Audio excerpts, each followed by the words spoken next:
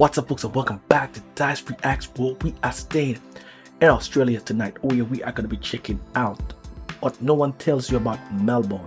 Burma side checks one out. We ain't going to waste no more time. We're just going to get right into it, folks. We're going to get right into it. Oh yeah. I've been told before that every city in Australia stands out from the others. I've learnt that Sydney is very metropolitan, Brisbane relaxes, it's family friendly, but Melbourne is something completely different. It's like walking through a film set, and every new location or person you bump into has a huge story to tell. But for the next couple of days, I'm on a big mission to find out what nobody tells you about visiting Melbourne. And honestly, it's nothing like I ever expected.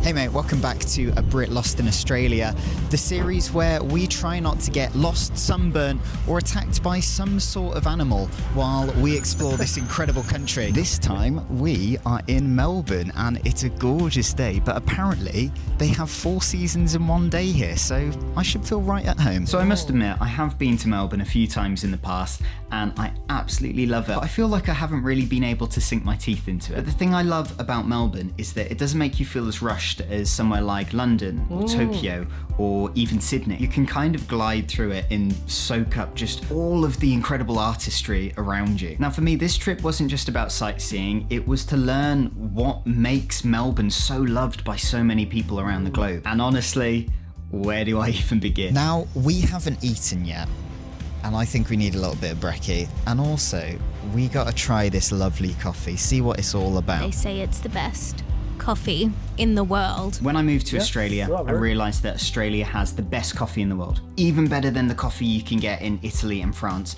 in my opinion. And so I thought it can't get better than this. Then I went to Melbourne. We're currently in Cuff, which is this really beautiful industrial cafe. The staff are lovely. First coffee of Melbourne. I've gone for a flat white. Flat white. What's a flat white? Wow. That's really good. That's really... I have to go in for another sip. That is so smooth and rich and creamy. And it's not bitter. Shall we see what you think of your latte?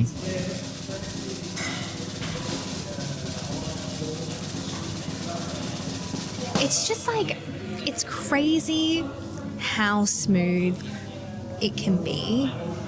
I think back to when we were in the UK literally last week. The coffee, what's going on? Is it that hard?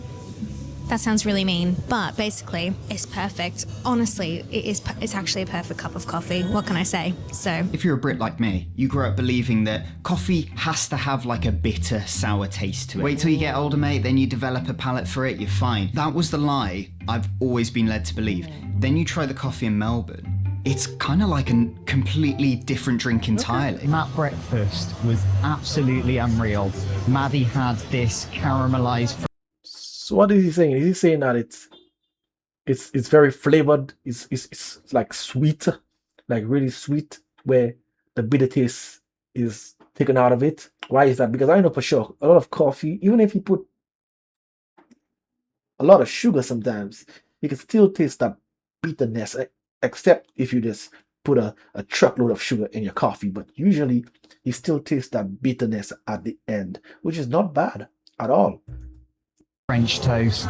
I had a classic smashed avo with poached egg. It was like crushed peanuts. And now we're on our way to somewhere very, very iconically Melbourne. The people in Melbourne are so cool. You get people from all walks of life. You get the 9-to-5 business goers and the CEOs going off to their skyscraper towers. But then you also get painters and musicians and performers walking down the street. Fashion is brilliant, and it feels like one of these cities where you can really be yourself. So in order to explore this city, you're probably going to want to take the trams. Very easy to track them down, get on one in the CBD area of Melbourne. They're completely free anyway. And the only downside about this, and I think most Aussies will know what I'm going to say, are the My Key cards. We initially picked ours up from 7-Eleven, but then we lost them. And so my brother and sister-in-law, who we were staying with while we were there, very kindly lent us a couple of theirs. And it's one of those travel cards where you load money onto it and then you tap on and you tap off when you get onto the tram. And my brother and sister-in-law agree with this, that it's just a bit inconvenient in, you know, this day when we can just tap our phones to buy things in the shops, to get on the buses in Brisbane and the ferries in Brisbane, for example. So I'm not saying it's a bad thing, I'm just saying it's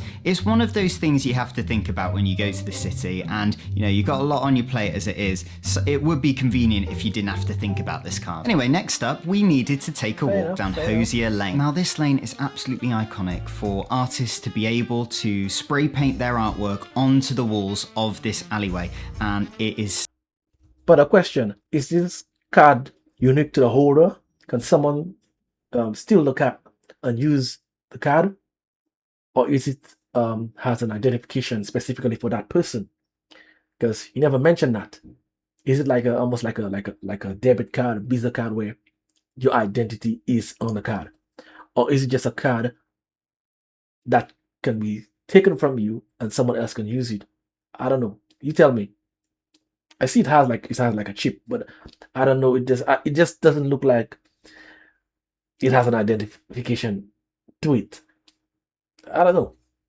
So cool. Honestly, big tourist attraction. It's completely free, but there will probably be a lot of people there. Absolutely amazing. You see all different types of artworks, different types of messages. Maddie, am I right in thinking that anyone can just like graffiti here? Or do you have to have a license? It's an absolute spectacle. If you haven't seen this online before, oh my gosh, wait till you get here in person. Yeah, watch this.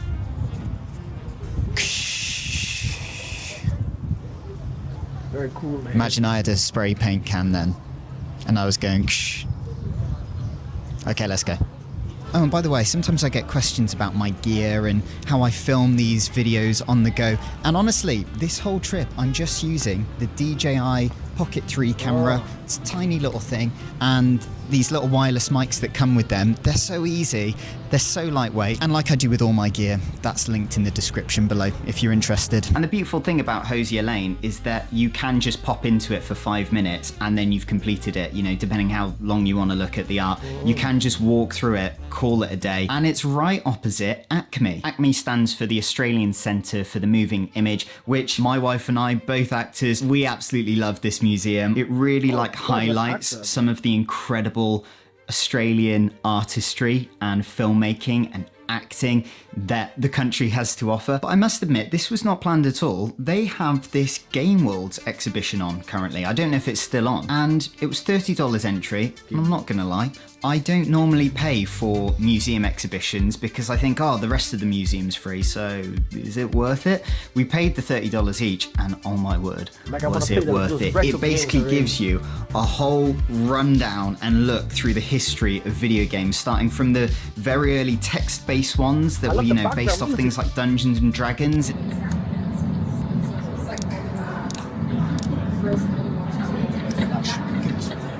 And then all the way through to LAN parties and online gaming. And then right at the end of the exhibition was Stardew Valley, which is brilliant because my wife and I, literally a month or two ago, we started playing Stardew Valley, which is a farming game, right? Which doesn't sound very interesting, but I'm not giving it enough credit. We're absolutely addicted. It's brilliant. It's super cheap. You can even play it on your phone. We got to have a look at how they made The Sims, which for my wife and I is a really big deal. That was like our childhood, you know, we're both 90s babies, so we played a lot of Sims 1, 2 and 3, and it felt like one of the best ways to spend $30 in Melbourne. So if it's still on, I'd highly recommend you go. And then after that, we had to take a look through the main museum. We've been through this a couple times before, but there's always something new. They're always adding stuff to it and changing things out. There's a lot of interactive stuff there. There was even a section on how to sell to Australia, which I thought was absolutely genius because ever since I started studying acting and became one, I've realised how much of a business it is, and that in order to have a successful acting career, you also need to think like a business person.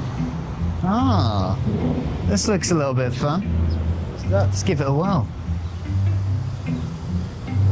Oh, send it. Oh, that's fun.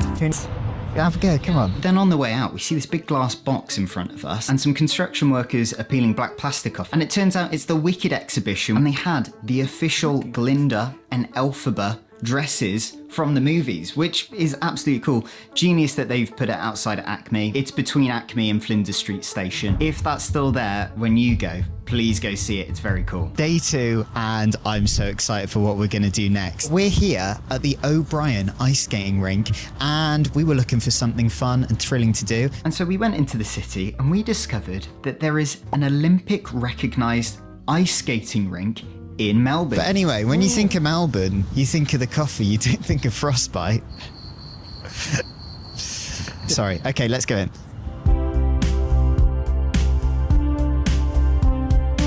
All right, so as you can see, we're here. Everyone behind us, except for one little girl, has their own skates and looks like an absolute pro. And I'm about to hang on for dear life while Sam skates around.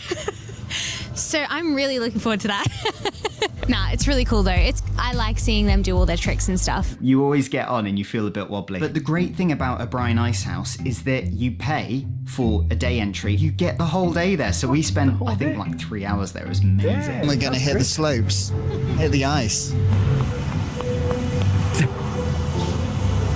And one of these. So this has been a lot of fun, but as you can see, there's lots of pros behind us. And the Winter Olympics is what, coming up soon? February. So there could even be some Australian Olympians in this room.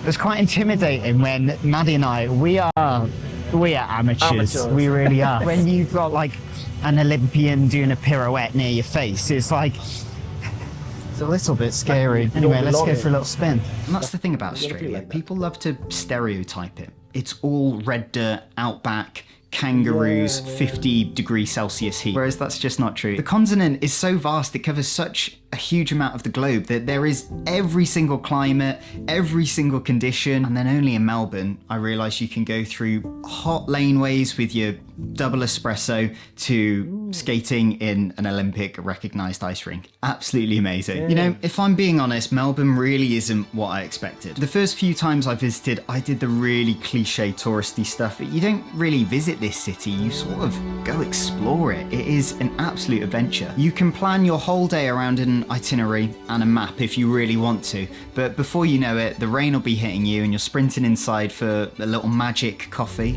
Amazing coffee, by the way, only ever had it in Melbourne. Then you're tapping your Mikey card on the tram to go ice skating with a load of Olympians. And what's fun is we could explore the colour splattered walls of Hosier Lane, take a super nostalgic trip back to our childhoods, and stand in front of one of the most incredible train stations I've ever seen, which I know sounds a bit sad, but wait till you see Flinders Street Station in person. It's beautiful. And that's what no one tells you about visiting Melbourne. It's there to surprise you. It's not perfect, it's got a lot of quirks, but that's what makes it so special. What no one tells you is that it's not a cliche Australian experience. If you're expecting the outback like some Hollywood movie, this is not the place. It is an arts hub.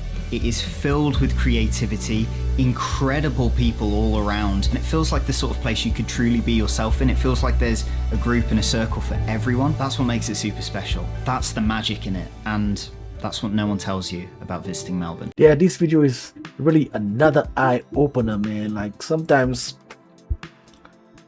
some videos don't do enough justice to Australia, and not just Australia, especially about countries, because most of the videos I've seen, people just use like stock footages and do talking head videos. This was literally boots on the ground, showing different aspects of Australia, people actually doing different things apart from just the things that you normally hear people talk about, where it's like the outback, kangaroos, deadly animals. Those things that he did, he and his wife did, is just something that's so different.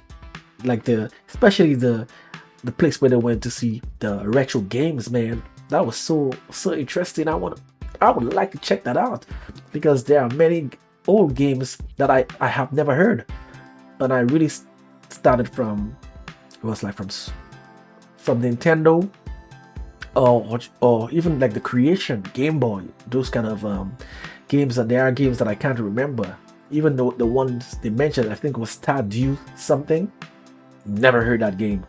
Yeah, so and I love those kind of old games, those retro games. So that's definitely something on my list when I get over there. Not if, when I get over there. Definitely wanna check that out. The ice skating as well too. I know I'm not good when it comes to trying to hold balance when it comes to even on the natural skates. So ice hockey, I know I'm gonna enjoy it. He's doing a good job. I want to check out more videos like this from him or anybody else that actually does like not just a talking head video but a vlog where someone does a bit of the two. Yeah, it gives more value when you actually see boots on the ground, and apart from just like a stock footage, you actually see the person actually doing things, activities that you wouldn't think, because sometimes you only just think of the norm when you see people do talking head videos. But this really gave me another layer of Australia.